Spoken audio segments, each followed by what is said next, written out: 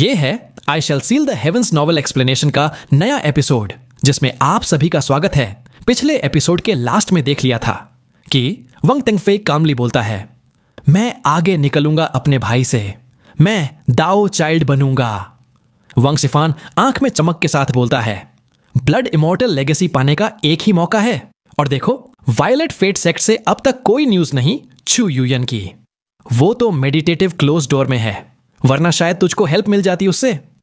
अब आगे scene shift होता है साउदर्न डोमेन के गोल्डन फ्रॉस्ट सेक्ट में, जो कि 5 ग्रेट सेक्ट्स में से एक है। आसमान में अचानक सैकड़ों लाइट बीम्स शूट होते हैं, तेज से व्हिस्लिंग करते हुए। ये सब सेक्ट के मेंबर्स हैं जो बिना किसी मैजिकल फ्लाइट आइटम के उड़ रहे हैं। सबसे आगे जो बंदा है वो हवा में एक बड़ा सा होल फाड़ देता है, जिसमें बाकी सब एक एक करके घुस जाते हैं। इन सब के बीच में जाओ शनलिंग भी है। वो एक बड़ी सी गोल्डन ग्रेटस वर्ड उठाए है पूरे आर्मर में, और उसकी स्पीड इतनी ज्यादा है कि जैसे हवा को चीर रहा हो। ब्लड इमॉर्टल की लेगेसी के खुलने की खबर ने साउदर्न डोमेन के ग्रेट सेक्ट्स और क्लैंस को पूरा पागल कर दिया है। वोंग क्लैन और गोल्डन फ्रॉस्ट सेक्ट के अलावा एक और क्लैन, सोंग क्लैन, जो 3 ग्रेट क्लैंस में से एक है, अपने ऑस्टैंडिंग कल्टीवेटर्स भेजता है। इनमें से एक है एक्सेंट्रिक सोंग, जिसके ट्रेजर्स मेंग हाओ ने स्टेट ऑफ जो में चुरा लिए थे। साउदर्न डोमेन का सबसे पावरफुल सेक्ट है सॉलिटरी सोर्ड सेक्ट। यहां से अचानक सैकड़ों स्वॉर्ड ऑनरास आसमान की तरफ शूट होते हैं, एक ऐसा नजारा जो देखने वाले को हिला दे। हर कल्टीवेटर एक स्वॉर्ड पर खड़ा है। ये सैकड़ों स्वॉर्ड ऑनरास लगते हैं जैसे आसमान को 2 टुकड़ों में काट देंगे। ग्रुप के आगे खड़े हैं 7 सख्त चेहरे वाले लोग, और उनमें से एक है चेन फैन। चेन फैन का चेहरा राइटियसनेस से भरा है। वो एक लंबी व्हाइट रोब पहने है और एक डार्क ग्रीन स्वॉर्ड पर खड़ा है। उसका कल्टीवेशन बेस पूरी तरह बिल्लो हो रहा है। वो अर्ली फाउंडेशन एस्टैब्लिशमेंट स्टेज पर है। इन 7 के सबसे आगे एक मिडिल एज्ड मैन खड़ा है, जिसका एक्सप्रेशन कोल्ड है और जिसमें फियरस किलिंग इंटेंट भरपूर है। यह है चेन फैन का मास्टर जो यनयुन। इसी वक्त साउदर्न डोमेन के आसमान पर हवा और बादल को चीरते हुए आता है वू दिंकियू, वायलेट फेट सेक्ट का एक एल्डर, जो अपने सैकड़ों वायलेट फेट डिसाइपल्स के साथ आसमान में शूट हो रहा है। सब ऊपर उड़ रहे हैं, लेकिन वू दिंकियू का ब्राउ फ्रोड है, जैसे वो किसी बड़े मैटर के बारे में सोच रहा हो। उसका ये मूड देखकर सारे डिसाइपल्स बिल्कुल चुप हो जाते हैं। वू दिंकियू सोचता है, यूयन मिसिंग है। उसे आखिरी बार देखा गया था जब वो एक कल्टीवेटर का पीछा कर रही थी। फिर वो बड़ा सा रोक आया जो व्हर्लविंड क्रिएट करके सबको उड़ा ले गया। वो कहां है? उसका लाइफ स्लिप अभी भी इंटैक्ट है, इसका मतलब वो जिंदा है। ये सोचकर वो एक लंबी सांस छोड़ता है। चू यूयन वायलेट फेट सेक्ट के लिए बहुत इंपॉर्टेंट है, इतनी कि उसकी वंग तेंगफेई के साथ एंगेजमेंट को भी सेक्ट में कई लोग ओपोज करते रहे हैं। साउदर्न डोमेन के आसमान में प्रिज्मेटिक लाइट बीम्स दिखाई देते हैं, सब 7 ब्लड इमॉर्टल लेगेसी जोन्स की तरफ उड़ते हुए। इन सब सेक्ट्स और क्लैंस में सबसे ज्यादा सीक्रेटिव है लाई क्लैन। ये लोग कभी अपने क्लैन मेंबर्स को बाहर नहीं भेजते, और जब भेजते हैं तो बहुत कम लोगों को पता चलता है। ब्लड इमॉर्टल लेगेसी जोन्स के ओपन होते ही लाई क्लैन सिर्फ 5 लोग भेजता है।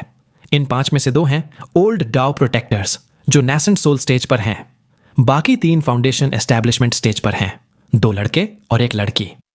ये 3 चोजन हैं लाई क्लैन के, जिनके बारे में आउटसाइडर्स ने कभी सुना भी नहीं। एक ओल्ड मैन जो लंबी ब्लैक रोब में है, पतला और लंबा, वो पीछे खड़े तीनों की तरफ देखता है और कहता है, कई साल पहले पेट्रियार्क ने यह बताया था कि 8वां ब्लड इमॉर्टल लेगेसी टूर्नामेंट लाई क्लैन के हाथ में आएगा, और अब वो वक्त आ गया है। दॉई, ये लेगेसी तुम्हारे लिए है, इसमें कोई डाउट नहीं। तुम दोनों सिर्फ ऑब्जर्व करना, सीखना और मौका देखना। 5 ग्रेट सेक्ट्स में सबसे ज्यादा मिस्टीरियस है ब्लड डीमन सेक्ट। ये लोग और भी कम लोग भेजते हैं, सिर्फ 2, एक ओल्ड और एक यंग। यंग लड़का एक स्कारलेट रोब पहने है, लगभग 16 या 17 साल का। उसके आसपास एक फियरस किलिंग ऑनरा है। उसके भौहों के बीच एक ब्लड मार्क है जो कभी कभी ग्लो करके उसके आधे चेहरे को लाल रोशनी से भर देता है। उसके पैरों के नीचे एक ब्लड मिस्ट है जिसमें काउंटलेस फियरस फेसेस दिखते हैं जो जैसे चीख रहे हैं। यह लड़का बिल्कुल ऑर्डिनरी नहीं लगता। अगर यहां मेंग हाओ, फैटी या लिटिल टाइगर होते तो वो इंस्टेंटली पहचान लेते। यह लड़का बिल्कुल वैंग युकाई जैसा लगता है जो 6 या 7 साल पहले का था। अगर ये वही है तो इसका मतलब है कि उसमें जरा भी बदलाव नहीं हुआ इतने सालों में। बहुत अजीब। साउदर्न डोमेन के 5 ग्रेट सेक्ट्स में से सिर्फ एक ही ऐसा है जो कुछ नहीं करता, ब्लैक सीव सेक्ट। सेक्ट के मेन हॉल में 6 लोग क्रॉस लेग्ड बैठे हैं, पूरे शैडोज में छिपे हुए। हॉल में एकदम साइलेंस है। तभी एक आर्काइक सिनिस्टर वॉइस गूंजती है, तो ब्लड इमॉर्टल लेगेसी टूर्नामेंट का समय आ गया। क्या हमें अपने लोग भेजने चाहिए? दूसरा वॉइस बोलता है, ब्लड इमॉर्टल की लेगेसी पावरफुल है, लेकिन हजारों सालों में कोई उसे हासिल नहीं कर पाया। हमारे लिए जो एंशिएंट मैप मिला है वो ज्यादा इंपॉर्टेंट है। एक और एल्डर बोलता है, हम इस बात को छुपाएंगे नहीं, इससे और कैओस फैलाएंगे जो हमारे लिए फायदेमंद होगा। दूसरा एल्डर बोलता है, अगर हम सफल हो गए तो पूरा साउदर्न डोमेन बदल जाएगा। जो चीज हम ढूंढ रहे हैं वो ब्लैक सीव सेक्ट के डॉ को रिफाइन करेगी। ये हमारे लिए बढ़िया किस्मत है। अंत में एक और बोलता है, मैं एग्री करता हूं, हमें ब्लड इमॉर्टल लेगेसी टूर्नामेंट में किसी को नहीं भेजना चाहिए। जो सस्पेशन हमारी एब्सेंस से क्रिएट होगा वो और लोगों को हमारी तरफ खींचेगा। उस क्यूरियोसिटी का यूज करके हम अपने अगले प्लान को एग्जीक्यूट करेंगे। ब्लैक सीव सेक्ट के मेन हॉल के बाहर सैकड़ों डिसाइपल्स साइलेंटली वेट कर रहे हैं ऑर्डर्स के लिए। इनके बीच एक कोने में शू चिंग खड़ी है। वो स्टैंडर्ड व्हाइट रोब में है। उसका चेहरा पहले से ज्यादा हल्का और उसका शरीर फ्रेल लग रहा है। हमेशा कोल्ड नेचर की होने के बावजूद वो यहां खुश नहीं लग रही। उसका कल्टीवेशन बेस सिर्फ 9वें लेवल ऑफ की कंडेंसेशन पर है। तभी एक चार्मिंग यंग वुमन उसके पास आती है और धीरे से कहती है, जूनियर सिस्टर क्षु, एल्डर ब्रदर चेन कह रहा है कि तुम्हारे पास आखिरी चांस है। अगर तुम उसकी बात मान जाओ वो तुम्हारे लिए एक फाउंडेशन एस्टेब्लिशमेंट पिल्ला देगा। बेवकूफी मत करो। अगर तुमने एल्डर ब्रदर चेन को प्रोवोक किया तो। उसकी बात खत्म होने से पहले ही जूचिंग अपना सर उठाकर उसकी तरफ कोल्डली देखती है और कहती है, मुझे दोबारा इस बात का जिक्र मत करना, एल्डर सिस्टर स्यूए। थोड़ी सेल्फ रिस्पेक्ट रखो। गर्ल सरनेम्ड स्यू स्नियर करती है और कहती है, तुम बस एक गंवार लड़की हो किसी छोटे से देश से। तुम्हारा यहां होना खुद किस्मत है। एल्डर ब्रदर चेन का तुम पर नजर डालना तुम्हारे लिए ब्लेसिंग है। यह तुम्हारे कंट्रोल के बाहर है। शूचिंग कुछ नहीं कहती, लेकिन उसके डेलिकेट हैंड्स अपने स्लीव्स के अंदर टाइटली क्लेंच होते हैं, इतने कि वो सफेद हो जाते हैं। जू फिर कोल्डली हंस के कहती है, और वो कॉस्मेटिक एनहांसमेंट पिल जो किसी छोटी सी सेक्ट में किसी बेकार पहाड़ पर बनाई गई है। एल्डर सिस्टर हान ने तुम्हें उसके लिए ट्रेड करना चाहा, अपनी सर्वेंट लड़की को देने के लिए, लेकिन तुमने मना कर दिया। तुम्हारी ब्यूटी का भी कोई फायदा नहीं। जूचिंग का चेहरा और ज्यादा पेल हो जाता है। वो अपने लोअर लिप को दबा के चुप रहती है। तभी एक ओल्ड मैन जो डार्क ग्रीन रोब पहने है मैन हॉल से निकलता है। वो अपना स्लीव फ्लिक करता है और आसमान से एक मैसिव फेंगशुई कंपास नीचे गिरता है। किक्सू अपनी बकवास रोक के उस पर चढ़ जाती है, बाकी डिसाइपल्स और शूचिंग के साथ। ओल्ड मैन उस कंपास को कंट्रोल करके सबको ले जाता है। साउदर्न डोमेन के आसमान में बादल घूम रहे हैं। ब्लैक सीव सेक्ट के पार्टिसिपेट ना करने की वजह से 7 ब्लड इमॉर्टल लेगेसी जोन्स पर बाकी 4 सेक्ट्स और 3 क्लैंस का कंट्रोल है। बाकी सबको सिर्फ उनका रास्ता देना पड़ता है, लेकिन ये बड़े क्लैंस और सेक्ट्स किसी आउटसाइडर को जबरदस्ती निकाल नहीं सकते, वरना लोगों का गुस्सा उन पर टूट पड़ेगा। सब बस वेट करते हैं कि ग्लो ऑफ ब्लड दिखे और लेगेसी टूर्नामेंट शुरू हो। कुछ दिनों बाद ब्लड इमॉर्टल के सैक्रिफिशियल ऑल्टर्स अचानक घूमने लगते हैं। धरती हिलने लगती है। एक ब्लडी स्क्रीन आसमान में बन जाता है जिसमें धीरे धीरे एक गेटवे नजर आता है। फाउंडेशन एस्टैब्लिशमेंट कल्टीवेटर्स में से हर एक को तुरंत अंदर घुसने की इच्छा होती है, पर गेटवे में सिर्फ एक बंदा ही घुस सकता है। जो पहले पहुंचेगा वही अंदर जाएगा। सिर्फ उसके मरने पर या वॉलंटरीली बाहर आने पर दूसरा बंदा एंटर कर सकता है। एक अलग वर्ल्ड में जहां ब्लू स्काइज और व्हाइट क्लाउड्स हैं, एक अजीब सी प्योरिटी हर एंटर करने वाले के दिल में भर जाती है। जब ऊपर देखा जाता है, आसमान में एक मैसिव सैक्रिफिशियल ऑल्टर है, डार्क ग्रीन कलर का। उस ऑल्टर के टॉप पर एक बड़ा स्टोन थ्रोन है और उस पर बैठा है एक बंदा। ये एक कॉर्प्स है, ब्लड कलर्ड रोब पहने हुए। उसके चेहरे पर एक फीचरलेस सिल्वर मास्क है। वो एकदम से मोशनलेस बैठा है। ये ऑल्टर इतना बड़ा है कि लगता है जैसे इस वर्ल्ड का आधा आसमान घेरता हो। जो भी यहां एंटर करते हैं सब उस बंदे को ऊपर क्लियरली देख लेते हैं। यह है ब्लड इमॉर्टल की लेगेसी। इस बात को कहने की जरूरत नहीं, यह बंदा वही डीसिस्ट ब्लड इमॉर्टल है। इस ऑल्टर के नीचे 9 मैसिव स्पेल मैट्रिक्सेस हैं। हर मैट्रिक्स में घूमती हुई स्टार्स की व्हर्लपूल है। ये 9 मैट्रिक्सेस लगते हैं जैसे बड़े बड़े स्टेप्स जो क्लाउड्स के पार जाकर ऑल्टर तक जाते हैं। जो कोई 9वें स्पेल मैट्रिक्स क्रॉस करेगा वही ऑल्टर पर कदम रख पाएगा। लेकिन एंशिएंट टाइम से आज तक कोई भी नोवेन मैट्रिक्स तक नहीं पहुंच पाया। अभी मेंग हाउ साइलेंटली पहले स्पेल मैट्रिक्स के बाहर खड़ा है। उसकी आंखों में एक चमक है। अचानक उसके आसपास 7 इंडिस्टिंक्ट फिगर्स अपीयर होते हैं। वो नहीं समझ पा रहा कि ये लोग लड़के हैं या लड़कियां, ना ही उनकी एज या कपड़े क्लियर हैं, बस उनके ब्लरी आउटलाइन हैं। लेकिन मेंग हाउ देख सकता है कि ये सब एक दूसरे को देख रहे हैं। तभी एक आर्काइक इमोशनलेस वॉइस गूंजती है। ब्लड इमॉर्टल की लेगेसी 9 मैट्रिक्सेस खुल गए हैं। 8 लेगेसी कंपीटिटर्स पहुंच गए हैं, पर सिर्फ एक ही लेगेसी पा सकता है। तुम 8 एक दूसरे की आवाज नहीं सुन पाओगे, ना ही एक दूसरे के मैजिक देख पाओगे। तुम एक दूसरे पर अटैक नहीं कर सकते। तुम बस इंडिस्टिंक्ट ब्लर्स देख पाओगे, क्योंकि तुम सब अलग अलग जगह पर हो। लेकिन एक चीज कॉमन है, तुम सबके आसपास वही डार्क ग्रीन सैक्रिफिशियल ऑल्टर और वही स्पिरिचुअल एनर्जी है। लेगेसी टूर्नामेंट 9 महीने तक खुला रहेगा। हर मैट्रिक्स पर तुम्हारे पास चॉइस होगी कि तुम रुक जाओ या आगे बढ़ो। तुम किसी भी मेथड का यूज कर सकते हो, चाहे ट्रिकरी हो या अपने सेक्ट या क्लैन की स्पेशल पावर्स। जो पहला बंदा नोवेन मैट्रिक्स तोड़ देगा वही बनेगा सेकंड जनरेशन ब्लड इमॉर्टल। यहां कोई रूल्स नहीं है। अब हर एक को अपने एसेंस से भरा हुआ एक ब्लड का ड्रॉप देना होगा। यह मैजिकली ट्रांसफॉर्म होकर एक ब्लड डिविनिटी बनाएगा। हर किसी की ब्लड डिविनिटी अलग होगी और यह सिर्फ तुम्हारी किस्मत और फेट पर डिपेंड करेगी। याद रखो, जितना ज्यादा स्पिरिचुअल एनर्जी एब्जॉर्ब करोगे उतनी ही तुम्हारी ब्लड डिविनिटी पावरफुल बनेगी, क्योंकि ब्लड डिविनिटी यही डिसाइड करेगी कि तुम लेगेसी पा सकते हो या नहीं। और अब 8वां ब्लड इमॉर्टल लेगेसी टूर्नामेंट शुरू होता है।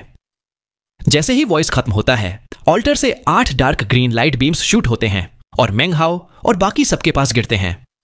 मेंग हाउ का दिल जोर जोर से धड़क रहा है जब वो वहां खड़ा होता है। वो गहरी सांस लेता है। जैसे ही उसने ब्लड इमॉर्टल लेगेसी टूर्नामेंट में कदम रखा, उसने तुरंत महसूस किया कि उसका पूरा कल्टीवेशन बेस पूरी तरह से वापस आ गया है। अब वो ची कंडेंसेशन के 7वें स्तर यानी 7वें लेवल पर अटका नहीं है, बल्कि अर्ली फाउंडेशन एस्टैब्लिशमेंट स्टेज पर लौट चुका है। आर्किक आवाज के शब्द सुनने के बाद मेंग हाउ समझ जाता है कि चू युयन क्यों यह जगह में आना चाहती थी। मेंग हाउ सोचता है यह जगह कल्टीवेशन बेस को रिकवर कर सकती है। अगर बाहर जाने के बाद भी यह असर रहे तो यह साफ है कि यही चू युयान का पहला मकसद था। शायद उसके पास कुछ चालाकी भरे तरीके हैं जिससे वो बाहर लोगों को अपनी पहचान बता सके और फिर उन्हें वोल्केनो तक ले जाने का रास्ता ढूंढ सके। उसकी आंखों में चमक आती है जब वो अपने सामने चमक रहे dark green beam of light को देखता है। वो डार्क ग्रीन रोशनी एक फॉर्मलेस मैस जैसे है, धुंधली और अजीब सी, जैसे उसके अंदर जिंदगी पल रही हो। बाकी के साथ खड़े दूसरे 7 धुंधले फिगर्स भी उसी डार्क ग्रीन लाइट को ध्यान से देख रहे हैं। थोड़ी देर बाद उनमें से एक फिगर अपने मुंह से खून थूकता है, जो उस ग्रीन लाइट में अब्सॉर्ब हो जाता है। रोशनी तुरंत खून के रंग में बदल जाती है और उसके अंदर से एक फीनिक्स की तेज चीख सुनाई देती है। वो आवाज पूरे एरिया में गूंज उठती है और एक छोटी उंगली के साइज की ब्लड फीनिक्स बाहर निकलकर आसपास घूमती है। जैसे ही ब्लड फीनिक्स सामने आती है, सदर्न डोमेन के साथ लगे हुए सब ब्लड इमॉर्टल लेगेसी जोन्स में खड़े कल्टीवेटर्स तुरंत हिल जाते हैं। हर एक लेगेसी जोन के ऊपर बनते ब्लड स्क्रीन्स पर इमेजेस दिखाई देती हैं, जिनमें मेंग हाउ और बाकी 8 लोग ब्लड इमॉर्टल वर्ल्ड के अंदर नजर आते हैं। ब्लड इमॉर्टल लेगेसी टूर्नामेंट अपने आप में बहुत अलग है। बाहर के लोग साफ साफ देख सकते हैं कि अंदर क्या हो रहा है। जब पार्टिसिपेंट्स स्पेल मैट्रिक्सेस में एंटर करते हैं तो सब देख पाते हैं। डिटेल्स साफ नहीं होती, पर यह समझ आता है कौन सफल हुआ और कौन नहीं। जिस भी व्यक्ति के पास स्किल है वो मैट्रिक्सेस को ऑब्जर्व करके उनसे सीख सकता है। हर किसी ने आर्किक आवाज को यह बोलते सुना कि यहां कोई रूल्स नहीं है। चाहे जो भी तरीका हो, जो व्यक्ति सबसे पहले 9वें स्पेल मैट्रिक्स को क्रॉस करेगा वही बनेगा सेकंड जनरेशन ब्लड इमॉर्टल। यह लेगेसी टूर्नामेंट बिना रूल्स का है। यह बात ब्लड इमॉर्टल की एरोगेंस और पावर को दिखाती है। दुनिया का हर कल्टीवेटर इन 9 मैट्रिक्सेस को देख सकता है, सीख सकता है। फिर भी हजारों सालों में और 7 टूर्नामेंट्स के दौरान अब तक कोई भी व्यक्ति 9वें मैट्रिक्स को सफलतापूर्वक क्रॉस नहीं कर पाया। जो भी उसमें गया वो मर गया। इसलिए हर पार्टिसिपेंट यहां पर पूरी तैयारी के साथ आता है। बाहर के लोगों को भी ब्लड इमॉर्टल लेगेसी के बारे में कई अफवाहें सुनने को मिली हैं। इसीलिए जब ब्लड फीनिक्स सामने आता है बहुत लोग हैरान हो जाते हैं। एक कल्टीवेटर बोलता है, तो ब्लड फीनिक्स सामने आया। ब्लड डिविनिटीज में ब्लड फीनिक्स और ब्लड ड्रैगन दोनों बहुत तेज ग्रो करते हैं। मैंने प्राचीन रिकॉर्ड्स में पढ़ा था कि छठे लेगेसी टूर्नामेंट के दौरान एक blood phoenix nascent soul eccentric के बराबर पावरफुल हो गया था। दूसरा बोलता है, मुझे जानना है कि कौन से सेक्ट का डिसाइपल इतना लकी निकला इस बार। 7 लेगेसी जोन्स के आसपास लोगों में चर्चा गर्म हो जाती है। पास के 5वें जोन के करीब सॉन्ग क्लैन का एक्सेंट्रिक सॉन्ग वहां खड़ा मुस्कान के साथ देख रहा होता है। वो कुछ नहीं बोलता, पर छोटी छोटी क्लूज से वो समझ जाता है कि जिस व्यक्ति को ब्लड फीनिक्स मिला है वो उसके अपने क्लैन की लड़की सॉन्ग जिया है। वो सोचता है, एक्सेलेंट, शायद उस सॉन्ग जिया लड़की के पास लेगेसी पाने का सच में चांस है। उसकी आंखों में उम्मीद चमकती है। लेगेसी जोन के अंदर दूसरा, तीसरा और चौथा पार्टिसिपेंट अपना दिल का खून डार्क ग्रीन बीम में थूकते हैं। हर किसी को अलग अलग ब्लड डिविनिटी मिलता है। पहला एक शानदार ब्लड रेड डियर है। दूसरा एक ब्लड टाइगर है जो आते ही जोर से दहाड़ता है, पर ये दोनों तीसरे के सामने फीके पड़ जाते हैं। तीसरा ब्लड डिविनिटी एक ब्लड ड्रैगन है। उसका आना ही इतना भयंकर होता है कि उसके गर्जने से पूरा एरिया हिल उठता है। बाहर की दुनिया में तुरंत हंगामा मच जाता है। एक कल्टीवेटर चिल्लाता है, ब्लड ड्रैगन। दूसरा बोलता है, 4000 साल पहले 7वें ब्लड इमॉर्टल लेगेसी टूर्नामेंट में लाई क्लैन के एक चोजन को ब्लड ड्रैगन मिला था। वही पहला व्यक्ति था जो समय के इतिहास में 8वें मैट्रिक्स को पास कर पाया। बाहर खड़े ली क्लैन के 2 बुजुर्ग सदस्य बिल्कुल एक्सप्रेशनलेस चेहरे के साथ खड़े रहते हैं। उनके लिए ब्लड ड्रैगन का आना सरप्राइज नहीं होता। जिसे यह मिला है वो कोई और नहीं बल्कि ली क्लैन का करंट जनरेशन का चोजन ली दाओई है। फिर जब भी हंगामा शांत नहीं होता तब 5वां, 6ठा और 7वां ब्लड डिविनिटी सामने आता है। एक स्वानवू टर्टल है, दूसरा ब्लड वुल्फ है और आखिरी सबको हिला देने वाला एक छोटा सा ब्लड कलर्ड स्प्राइट। यह स्प्राइट एक कल्टीवेटर के नेसेंट सोल जैसा लगता है। इसका आना सब कल्टीवेटर्स को हैरान कर देता है। ली क्लैन के बुजुर्ग भी आंखें फाड़कर देखते हैं। हर क्लैन और सेक्ट के लोग हैरान रह जाते हैं। कोई बोलता है, प्राचीन समय से कभी कोई ह्यूमन शेप्ड ब्लड डिविनिटी नहीं आई, ना ही किसी भी 7 टूर्नामेंट्स में।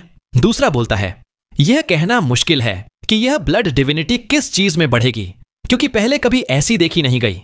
शायद यह ब्लड फिनिक्स और ब्लड ड्रैगन के बराबर हो या ना हो। तभी 5 बड़े सेक्ट्स में सबसे मिस्टीरियस ब्लड डीमन। सेक्ट का एल्डर क्रॉस लेगेड बैठा होता है, ब्लड स्क्रीन पर सीन को देखते हुए। उसकी आंखें उस धुंधले फिगर पर टिकी होती हैं जिसे ब्लड कलर्ड स्प्राइट मिला है। थोड़ी देर के बाद वो सिर हिलाता है। उसे पता होता है कि यह उसके ही सेक्ट का डिसाइपल है। ब्लड इमॉर्टल लेगेसी जोन के अंदर मेंग हाओ उन दूसरे 7 लोगों को और उनके ब्लड डिविनिटीज को देखता है जो उनके आसपास घूम रहे हैं। हर कोई अपने तरीके से अलग ही एक्स्ट्रॉर्डिनरी लगता है। मेंग हाओ सोचता है, यह सब लोग सदर्न डोमेन के अलग अलग चोजन हैं।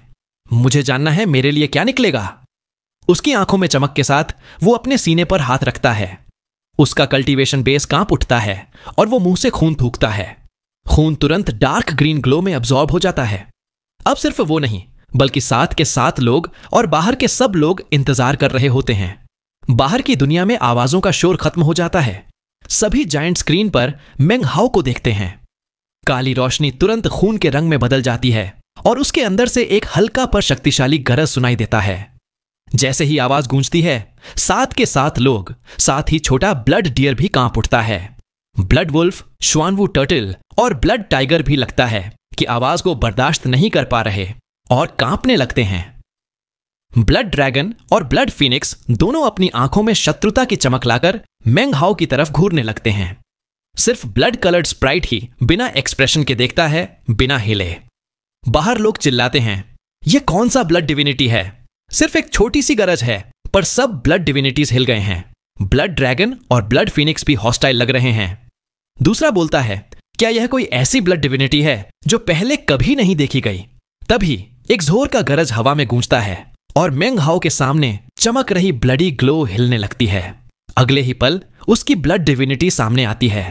वो है एक छोटा सा पपी, उंगली के बराबर साइज का, चमकती आंखों के साथ। पपी हर तरह से आम लगता है, उसमें कोई खास चीज नहीं दिखती, पर जैसे ही वो सामने आता है, ब्लड फिनिक्स और ब्लड ड्रैगन दोनों की शत्रुता और बढ़ जाती है। बाहर के लोग हंसी उड़ाते हैं। डॉग, पहली बार देखा है।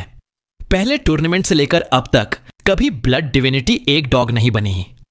7 लेगेसी जोन्स के आसपास हंसी मजाक की आवाजें गूंज उठती हैं। अंदर सब कुछ शांत रहता है। मेंग हाओ पपी को देखता है, फिर बाकी ब्लड डिविनिटीज को। उसकी भौहों में संकोच आ जाता है। वो अपना दायां हाथ उठाता है और पपी तुरंत उसकी हथेली पर चढ़ जाता है। वो लगता है कि ठंड से कांप रहा है और डरा हुआ है। वो ऊपर देखता है मेंग हाओ की तरफ, फिर अपना सिर नीचे करके उसकी हथेली को अपनी छोटी जीभ से चाट लेता है। उसी वक्त 7 के 7 लोग एक साथ आगे बढ़ते हैं और पहली स्पेल मैट्रिक्स में घुस जाते हैं। मेंग हाओ की आंखों में चमक आती है। वो इस जगह के बारे में ज्यादा नहीं जानता, इसलिए कोई जल्दबाजी नहीं करता। वो आसपास देखता है और समझ जाता है कि यहां स्पिरिचुअल एनर्जी बहुत घनी है, बाहर की दुनिया से कई गुना ज्यादा, लगभग उतनी ही जितनी उस वैली में थी जहां उसने फाउंडेशन एस्टैब्लिशमेंट हासिल की थी। यहां ना कोई पहाड़ हैं, ना समुद्र, सिर्फ 9 स्पेल मैट्रिक्सेस हैं और एक डार्क ग्रीन सैक्रिफिशियल ऑल्टार। मेंग हाओ आर्केक आवाज के शब्द याद करता है। वो सोचता है, क्या मेरी लेगेसी पाने की उम्मीद इस कुत्ते पर टिकी है? वो थोड़ी देर के लिए पपी को देखता है, फिर बिना हिचकिचाए पहली मैट्रिक्स में कदम रख देता है। जैसे ही वो अंदर जाता है, उसके आसपास का पूरा वर्ल्ड बिखर जाता है और एक नया जगह बन जाता है जो इमॉर्टल माउंटेन्स और बिल्डिंग्स से भरा है। ये दुनिया बिल्कुल शांत है। हर तरफ इमॉर्टल माउंटेन्स हैं जो जंगल की तरह फैली हैं। उन पर अलग अलग इमारतें बनी हैं। ये मॉर्टल्स की जगह नहीं लगती, ये इमॉर्टल्स के रहने की जगह है। हेवन और अर्थ की स्पिरिचुअल एनर्जी बहुत घनी है, बाहर की दुनिया से लगभग 10 गुना ज्यादा। इतनी ज्यादा कि हवा में सफेद फॉग सी बन गई है जो हर जगह नजर आती है। मेंग हाओ कहता है, मैं कहां आ गया? वो अपनी स्पिरिचुअल सेंस से आसपास को स्कैन करता है, फिर गहरी सांस लेकर स्पिरिचुअल एनर्जी को अब्सॉर्ब करना शुरू करता है। एनर्जी उसके कल्टीवेशन बेस में तेज रफ्तार से दौड़ती है, उसके गोल्डन डाउ पिलर में जाकर भर जाती है। कुछ एनर्जी डाउ पिलर के क्रैक से लीक हो जाती है। वो सोचता है, इतनी घनी स्पिरिचुअल एनर्जी, अगर मेरा डाउ पिलर स्पिरिचुअल एनर्जी लीक ना करता तो यहां एक दिन कल्टीवेशन करना बाहर 1 महीने के बराबर होता। यह सोचकर उसका मन खुश हो जाता है। उस वक्त उसकी हथेली में बैठा पपी भी खुशी से चमक रहा होता है। वो भी स्पिरिचुअल एनर्जी अब्सॉर्ब कर रहा है और धीरे धीरे बड़ा हो रहा है। उसकी स्किन पर नरम फर उगने लगती है जो उसे और क्यूट बना देती है। मेंग हाओ उसे कुछ देर तक देखता है, विचार में डूबा हुआ। वो सोचता है, ये डॉग मेरे साथ साथ बढ़ेगा, पर उसकी ब्रीदिंग टेक्निक देखकर लगता है कि वो मेरी स्पीड के बराबर ग्रो करेगा। क्या यह इसीलिए है क्योंकि उसने मेरा हार्ट्स ब्लड अब्सॉर्ब किया और अब उसके पास मेरी तरह की लेटेंट टैलेंट है? उसकी आंखों में चमक आती है और वो आगे बढ़ता है। उसके साथ साथ वो छोटा पपी भी दौड़ता है जो अब 2 उंगली लंबा हो गया है। अपनी पूरी ताकत लगाकर वो बस उसके साथ चल पाता है। समय धीरे धीरे निकल गया। जल्दी ही 3 दिन गुजर गए। मेंग हाओ का चेहरा सोच में डूब गया। उसने महसूस किया कि चाहे वो कितना भी दूर उड़ ले, इस जगह का कोई एंड नहीं है। ये जगह लगती थी कि बेहद और बेसीमित है, और वक्त के साथ यहां की स्पिरिचुअल एनर्जी भी धीरे धीरे कम होती जा रही थी। मेंग हाओ सोचता है, मैं पहला स्पेल मैट्रिक्स कैसे तोड़ूं? उसका ब्राउ सिकुड़ गया। वो एक ऊंचे माउंटेन पीक पर क्रॉस लेगेड बैठ गया। उसकी आंखों में एक तेज चमक दिखाई दी जब वो आसपास का माहौल देखता है। इसी दौरान लेगेसी जोन के बाहर सदर्न डोमेन के 7 ऑल्टर्स के आसपास खड़े कल्टीवेटर्स ब्लड स्क्रीन्स पर सब कुछ देख रहे थे। उन्होंने क्लियरली देखा कि जो 7 ब्लरी फिगर्स फर्स्ट मैट्रिक्स में घुसे वो तुरंत क्रॉस लेगेड बैठ गए और मेडिटेशन शुरू कर दिया। लेकिन जो 8वां और लास्ट बंदा अंदर आया वो रैंडम डायरेक्शंस में उड़ता रहा। काफी देर बाद वो बैठ गया और मेडिटेशन करना शुरू किया।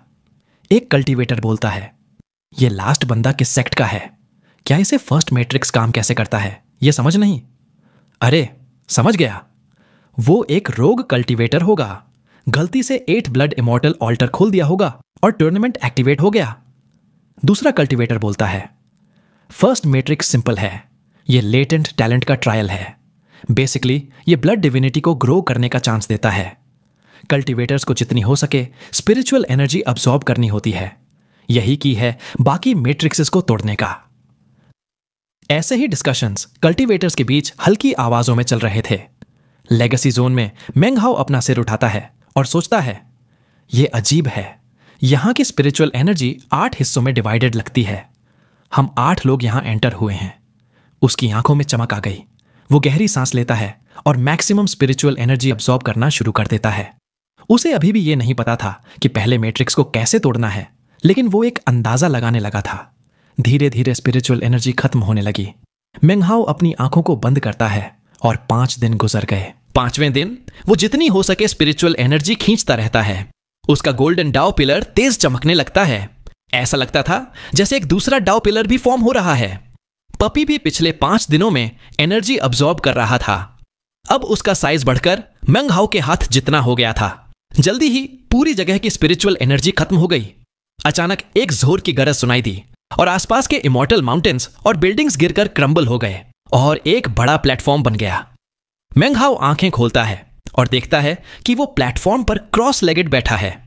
उसके आसपास बाकी के 7 लोग भी आंखें खोलते हैं। उनके ब्लड डिविनिटीज में नोटिसेबल चेंजेस आ गए थे।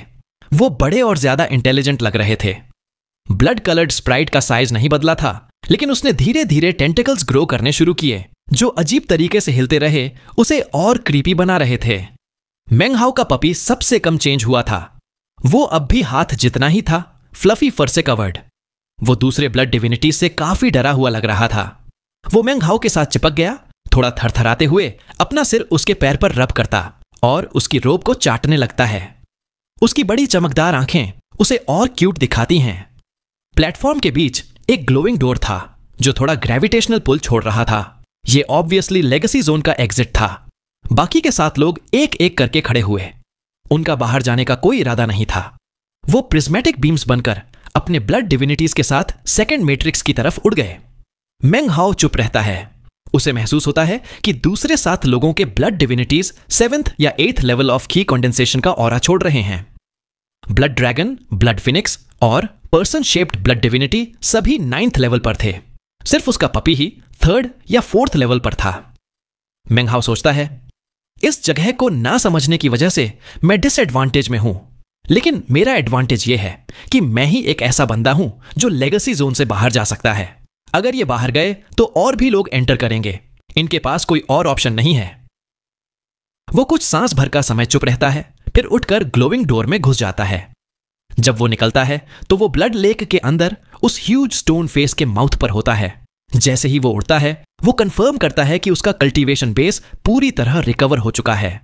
पहले जो सप्रेसिव फोर्स था वो अब उस पर असर नहीं कर रहा। मेंगहाओ सोचता है, ब्लड डिविनिटी मेरे साथ नहीं आई। लगता है ये सिर्फ लेगेसी जोन के अंदर ही एग्जिस्ट कर सकती है। उसने पीछे देखा और ऑल्टर को देखा जो ब्लड लेक के अंदर था।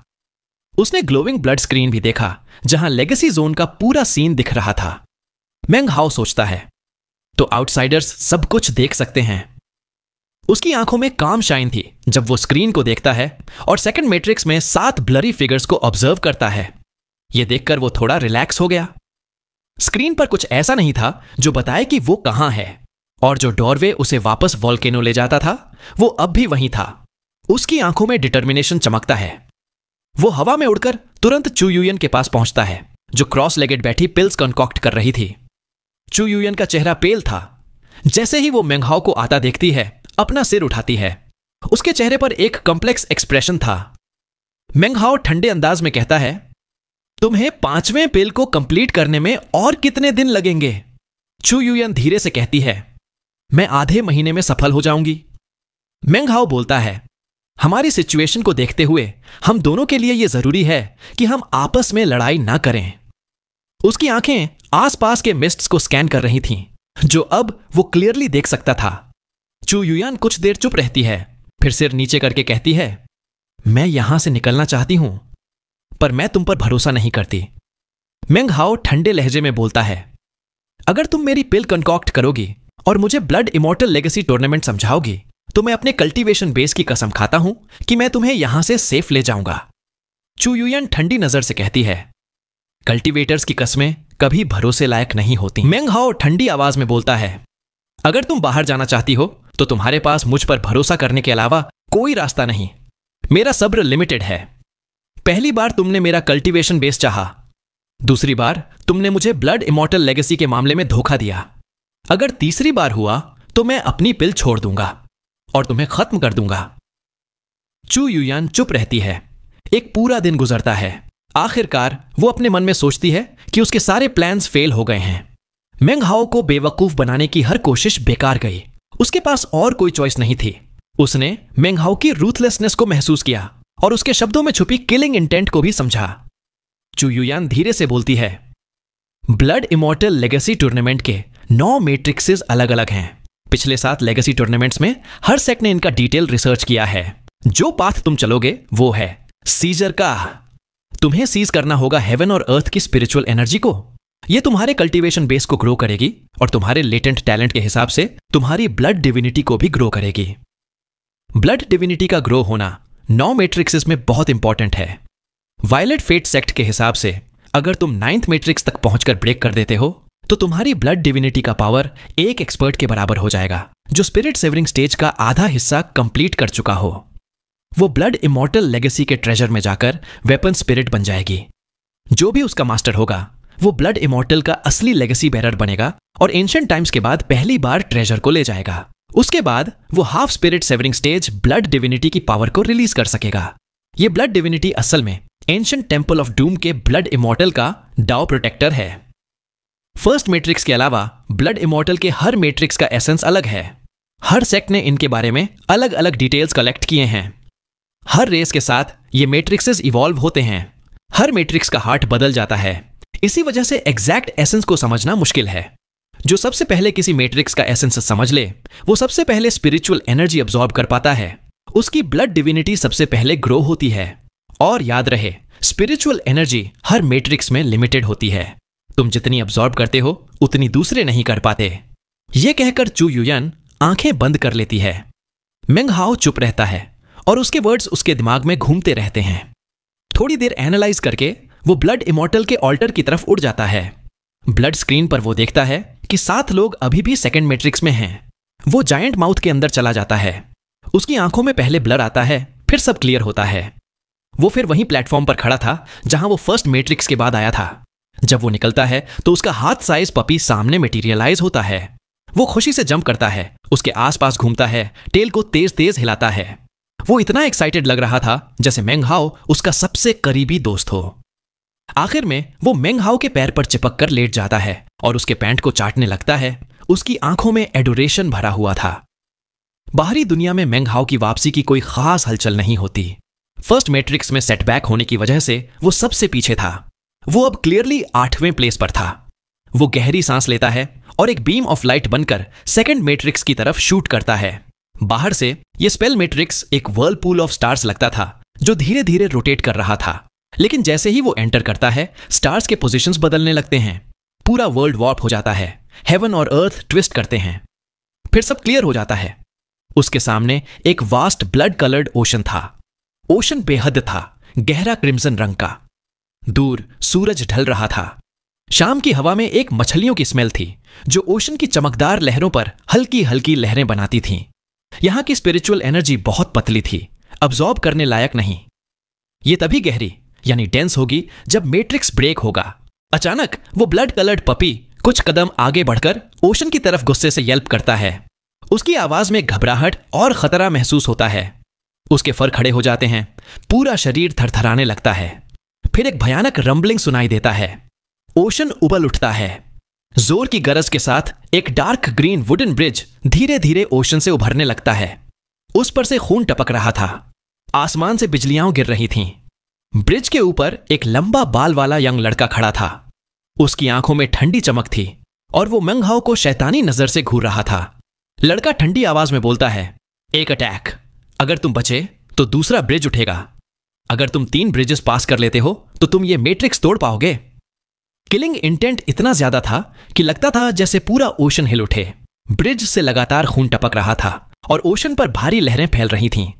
अपनी बात खत्म करके वो यंग लड़का अपना हाथ उठाता है, एक बड़ा सा फिस्ट बनाता है जो धीरे धीरे मेंग हाओ की तरफ गिरता है। खून का ओशन जोर से गरजता है और उस लड़के के पीछे से वेव का तूफान निकल पड़ता है। मेंग हाओ की आंखें सिकुड़ जाती हैं। उसे महसूस होता है कि उस लड़के का cultivation base late foundation establishment stage पर है। लेकिन मेंग हाओ को यह भी पता था कि इस जगह आने के बाद लड़ना तो पड़ेगा ही। वो आगे कदम बढ़ाता है, उसके साथ पपी भी, जो लगातार गुस्से वाले yips निकाल रहा था। उसके हाथ साइज बॉडी के आसपास ब्लड के विस्प्स घूम रहे थे। दोनों प्रिज्मेटिक लाइट के बीम्स बनकर उस लड़के की तरफ शूट करते हैं। मेंग हाओ अपना bag of the cosmos slap करता है और तुरंत 2 वुडन सोर्ड्स बाहर निकल आते हैं। फिर वो लाइटनिंग फ्लैग को अपने मुंह से निकालता है, जो उसके आसपास मिस्ट फैला देता है। जैसे एक तीर धनुष से छोड़ा गया हो, वैसे मेंग हाओ और पपी उस लड़के पर क्रैश करते हैं। एक जोर का धमाका होता है। मेंग हाओ मुंह से खून उगलकर पीछे गिरता है। वुडन सोर्ड्स कंट्रोल से बाहर हो जाते हैं। लाइटनिंग फ्लैग का मिस्ट बिखरने लगता है।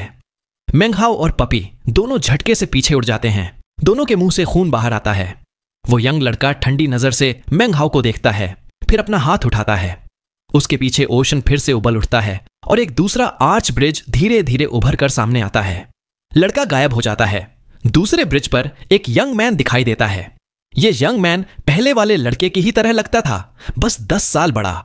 यंग मैन ठंडी आवाज में कहता है, तुम कभी भी आकर लड़ सकते हो। अगर मेरा फिस्ट तुम्हें नहीं मारता तो तुम तीसरे ब्रिज तक जा सकते हो। यह कहकर वो अपनी आंखें बंद करके वहीं खड़ा रहता है। मेंग हाओ अपने मुंह से खून साफ करता है और पहले ब्रिज पर क्रॉस लेगेड बैठ जाता है। उस अटैक में late flawless foundation establishment stage का पावर था। अगर लाइटनिंग फ्लैग ना होता तो वो मर गया होता। मेंग हाओ सोचता है, अब समझ आया कि क्यों 7 लोग अब तक सेकंड मैट्रिक्स क्रॉस नहीं कर पाए। ये ब्लड इमॉर्टल लेगेसी टूर्नामेंट मजाक नहीं है, और ये तो सिर्फ सेकंड मैट्रिक्स है। वो गहरी सांस लेता है, एक मेडिसिनल पिल खाता है और अपना कल्टीवेशन बेस एडजस्ट करता है। पपी के लिए भी एक पिल रखता है जो वो तुरंत चाट कर खा लेता है और मेंग हाओ की गोद में लेटकर रिकवर करता है। 2 दिन बाद मेंग हाओ की आंखें खुल जाती हैं। पपी अभी भी उसकी गोद में है, पर उसकी इंजरीज आधी से ज्यादा हील हो गई हैं। वो उछलकर खड़ा हो जाता है। उसका साइज तो नहीं बदला, लेकिन उसका ऑरा अब पहले से अलग लग रहा था। अब वो और ज्यादा मेंग हाओ के करीब लगता था और दुनिया के लिए ज्यादा खतरनाक। अगर मेंग हाओ उसे ची कंडेंसेशन लेवल के हाई क्वालिटी पिल्स ना देता तो शायद वो मर चुका होता।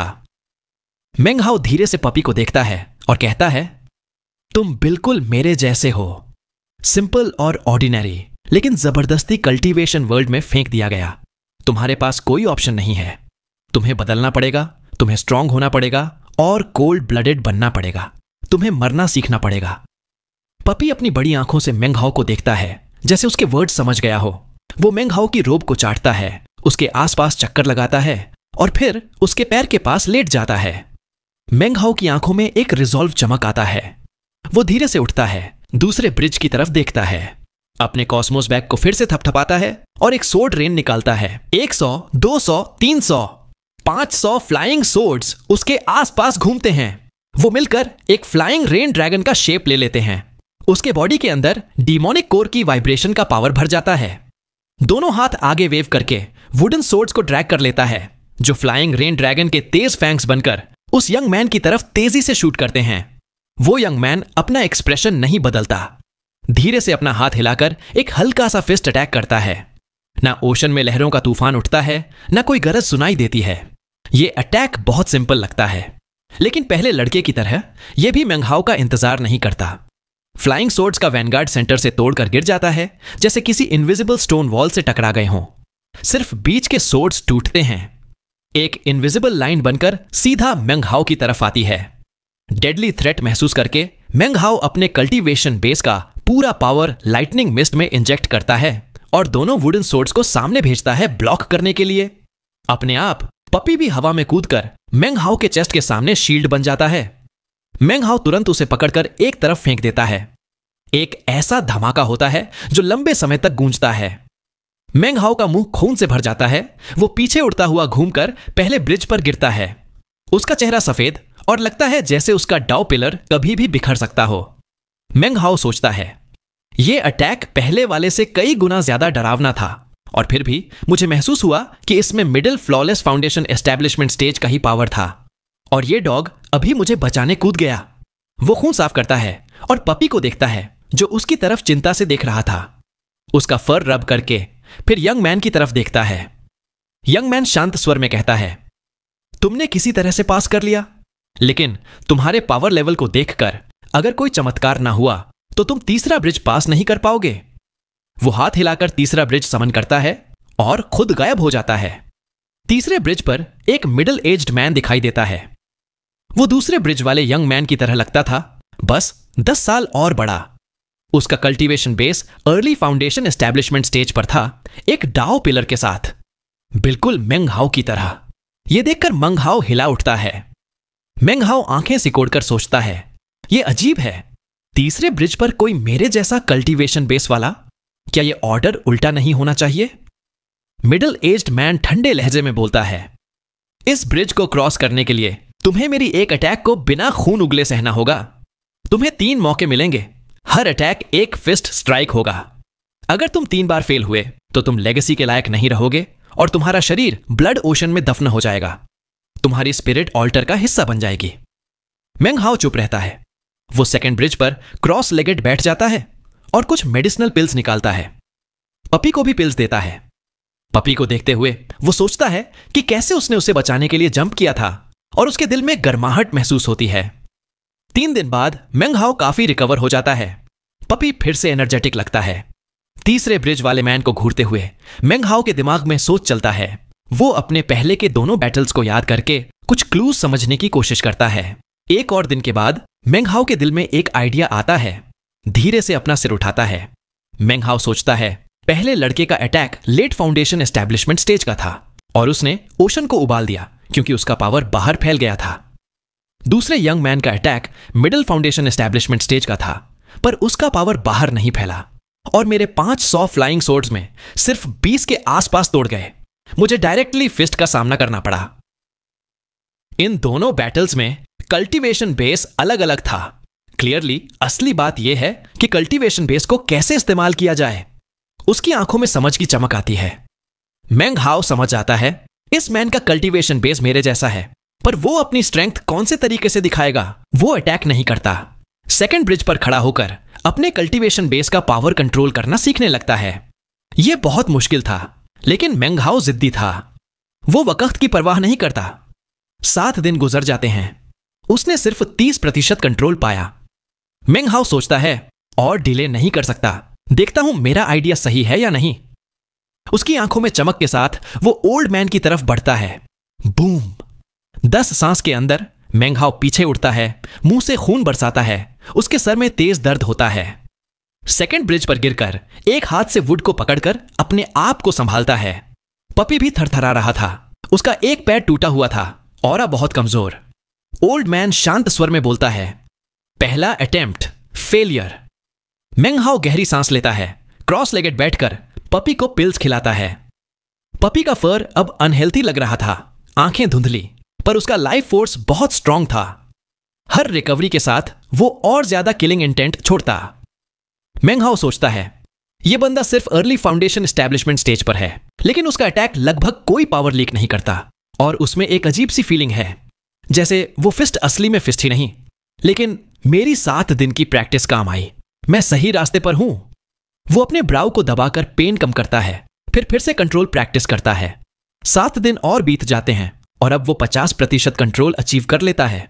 उसका कल्टीवेशन बेस तो नहीं बढ़ा, लेकिन फाइटिंग स्ट्रेंथ बहुत बढ़ गई थी। उसकी आंखों में तेज चमक आती है। मेंग हाओ और पपी साथ में आगे शूट करते हैं। मैन और डॉग दोनों ब्रिज पर खड़े फिगर की तरफ चार्ज करते हैं। बूम! 10 सांस के अंदर मेंग हाओ पीछे घूमता है। खून उसके कपड़ों पर फैल जाता है, लेकिन इस बार उसकी आंखों में रोशनी थी। पपी भी इवॉल्व हो रहा था। इस बार उसकी इंजरीज कम थी। वो एक छोटी सी फियर्स हाउल निकालता है। मेंग हाओ समझ जाता है, स्पिरिचुअल सेंस। ये सिर्फ अपना कल्टीवेशन बेस नहीं कॉन्सेंट्रेट कर रहा, ये स्पिरिचुअल सेंस को भी फिस्ट अटैक में डाल रहा है। इस वजह से वो फिस्ट सीधा कल्टीवेशन बेस को हिट करती है। वो गहरी सांस लेता है। उसकी आंखों में एनलाइटनमेंट चमक आता है।